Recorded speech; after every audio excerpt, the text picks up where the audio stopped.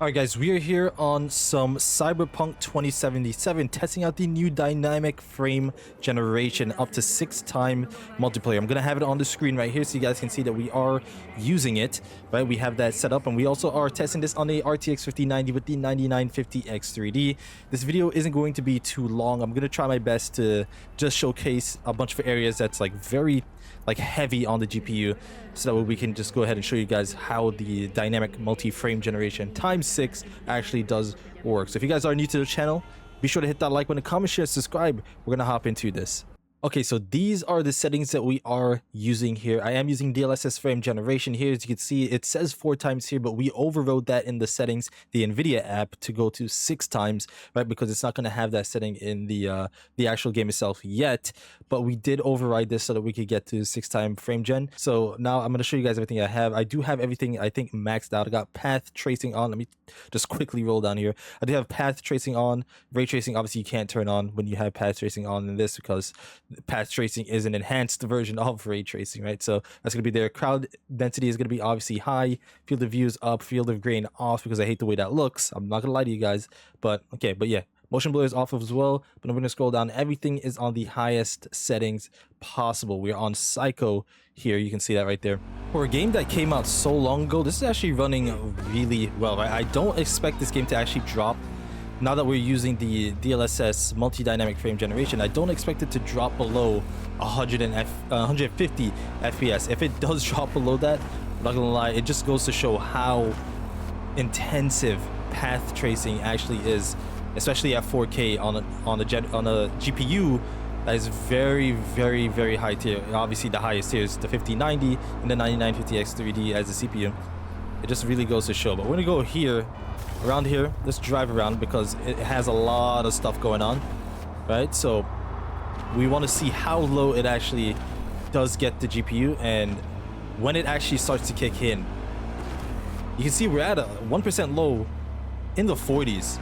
So obviously the latency is not going to be the best. I can feel it just a tiny bit. I'm not feeling it too much, right? Like I always say, anything over 70 you'll start to feel, but as long as it's below 70, it actually is decent. But we do get a little bit of a frame skip right there. I actually have been getting a decent amount of that. Ooh, look at that path tracing right there. You guys see that?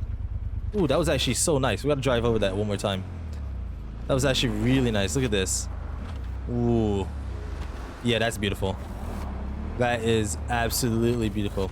Path tracing, I really do like. I can't wait for the 60 series to come out. Obviously, when the 6090 does come out, I will be getting that as soon as possible. And I will continue to do high tier GPU videos for you guys. But driving through these areas, it is holding up pretty well. Obviously, we are still using frame generation, so we should get over 150 FPS most of the time, unless you're in like an area that is just straight up just ridiculous. Right, so let me get off this real quick. We're going first person. Yeah, my bad, guys. My bad. What is happening? What is going on? That is hilarious. I hope they're not shooting at me. Okay, they're literally fighting each other. Okay, well, yeah, you guys do your thing. I'll leave you guys alone. But I don't know what just happened. But we're gonna walk over here again, maintaining close to that 200 FPS with that dynamic frame generation on. What happens when I start moving a little bit faster here? We're gonna be running. Again, the game looks very beautiful for a game that came out a long time ago. By the way, guys, this game does look really good. But the texture could still use some work. We're at 4K, and you can see texture could still use some work here. And obviously, the path tracing is good, but you can tell it isn't the greatest. It's not as good as it is in Resident Evil Requiem, which again, I do want to make another video on whenever dynamic multi-frame gen comes out. But I'm going to have a separate video on that game, just showcasing how powerful it is. All right, so let's see. In here, there's a lot of people, a lot of like a high crowd. You guys know when stuff like that happens, it does put a strain on the GPU here. But again, we're not dropping below that 150. And as I said, I expected it not to drop below that 150. If it did, I actually would have been very, very, very upset. But as of right now, it is moving really, really smooth. And again, even though we're at 50 ms in the latency, it actually isn't doing too bad. I don't feel it too much. Obviously, I do feel it a little bit. Just a tiny bit. But okay. We're looking really good. And if you look too far into the distance, you can see a little bit of an image issue going on. I don't know how to explain it to you guys, but it's just something you'd have to pay attention to. Like in the distance, see that? Like look at this tree in front of us. I don't know if it's because of the light, when you get closer to it, the shadows or whatever it is, but it took a while to load that in just now. And then look at the, okay, don't look at the poster in the background. I'll just get you. Okay, anyways, but still again, maintaining that higher FPS here, which again, I did expect. Dynamic 6 times frame gen, I do have that enabled. I'm gonna run over here, run through this area. Right there, I just felt a little bit of a skip, even though it didn't really show it on the frame time. And it did mess up my controller, I'm not gonna lie. But okay, running through here. Very nice. Again, the 1% lows is going to be very low. It's simply because we do have everything maxed, and we also have frame gen times 6 basically enabled, with every other frame generation enabled. But because we are using path tracing, it literally is keeping the times 6 active because we need it, right? There's not a moment where we won't really need the times 6. If anything, I say we're not dropping below times 4, right?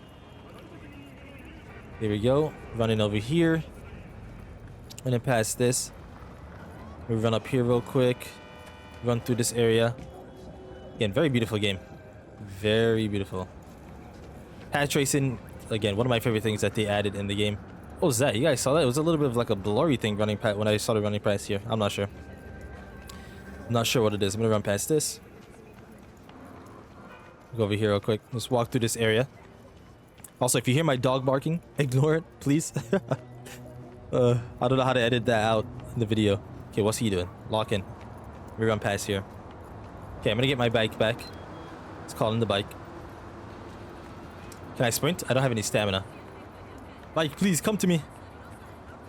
I beg you. Okay, I'm gonna run up to it now. Okay, let's get on this. Now we're gonna be doing just a little bit more driving. Okay, we just got a little bit of a skip again. Yeah, that's been happening a lot. I don't know why, but it has been happening. Okay, so we're gonna be here like that. Again, very beautiful game at 4K. Even if you're playing at a lower resolution, they did a really good job optimizing this game. Obviously, when this game first came out, it was not optimized well at all. But the feedback from the community, the low scores that it did have from everyone, actually helped fix this game a lot. And now it is pretty decently optimized. And I think they did do a good job. And again, it is one of the better looking games out there still, even though it came out such a long time ago. This is just, the textures are still a little bit on the lower side here. I'm not gonna lie to you guys, but it does look very nice still. We're driving through here. Ooh, we're getting really low now in the FPS. Before we were constantly in that 180 plus. Now we're actually getting below 170 into the 160s. Yeah, remember what dynamic frame generation does is it tries keep it above a certain part where your GPU isn't really struggling too much.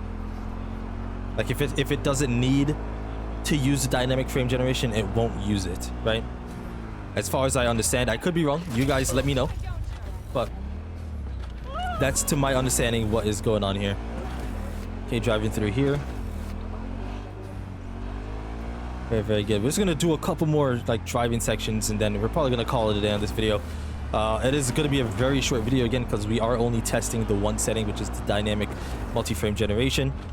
If you guys want to see another video of just me just testing the game in general with every other like settings and stuff, I could definitely do that. Cyberpunk is a game that people still play, so I wouldn't mind doing that at all. I'm gonna drive down here. Ooh, I almost got pieced up just now. That was insane. Yeah, that guy just drove. He did that on purpose. He absolutely did that on purpose. Okay, driving over here. Again, doing good on the frame time. Just a few hiccups that we had so far. And yeah, Okay, I'm probably gonna end it right here. That is gonna be it in terms of showing what dynamic frame generation is. The next video that does come out with this, it was gonna be Forza. Forza is gonna be the next video, and then after that, I'm gonna do a showcase on Resident Evil Requiem on the 5090, and we should be looking good in terms of when it dynamic does come out. We can compare both of those, and then do that, right? So if you guys did enjoy this video, be sure to hit that like button, comment, share, and subscribe if you are new to the channel. I'll see you guys in the next one. Peace.